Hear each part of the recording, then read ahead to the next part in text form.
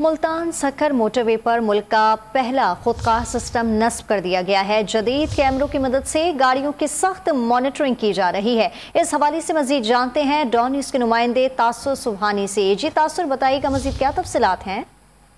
जी बिल्कुल, मैं आपको बताऊं कि मुल्तान सक्खर मोटरवे पर मोटरवे पुलिस की जानिब से पाकिस्तान की तारीख का पहला जो खुदकार सिस्टम जो है वो यहाँ पर नाफिज कर दिया गया है। मैं आपको बताऊं कि गाड़ियों की जो है वो सख्त मॉनिटरिंग की जा रही है। मोटरवे पुलिस के मुताबिक 270 से जायद कैमरे हैं जो कि हर गाड़ी पर जो है वो कड़ी नजर रखे हुए हैं।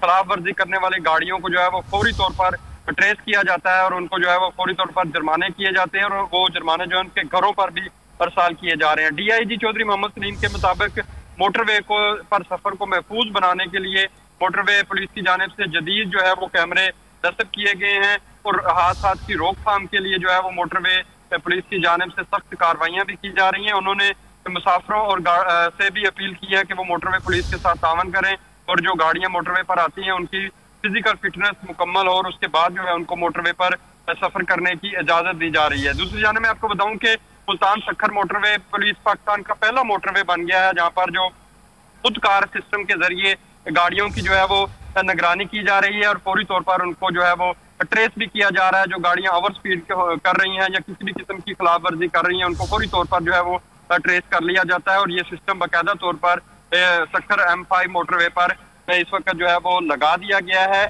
DIG मोटरवे चौधरी मोहम्मद सलीम के मुताबिक उनका ये भी कहना है कि गाड़ियों से अगर मोटरवे पर कोई हादसा पेश आता है तो उन पर भी फौरी तौर पर इन कैमरों की मदद से जो है वो मोटरवे पुलिस के एहलकार पहुंचेंगे और फौरी तौर पर वहां पर इमदादी कार्रवाइयां भी शुरू की जा सकेंगी और ये सिस्टम जो है वो पाकिस्तान की दीगर जो मोटरवे हैं वहां पर भी बहुत जल्द नाफिज कर दिया जाएगा। मुल्तान सक्खर मोटरवे पर खुदकार ट्रांसपोर्ट सिस्टम नस्ब कर दिया गया है। तफसीलात देते तासुर सुबहानी, आपका बहुत शुक्रिया।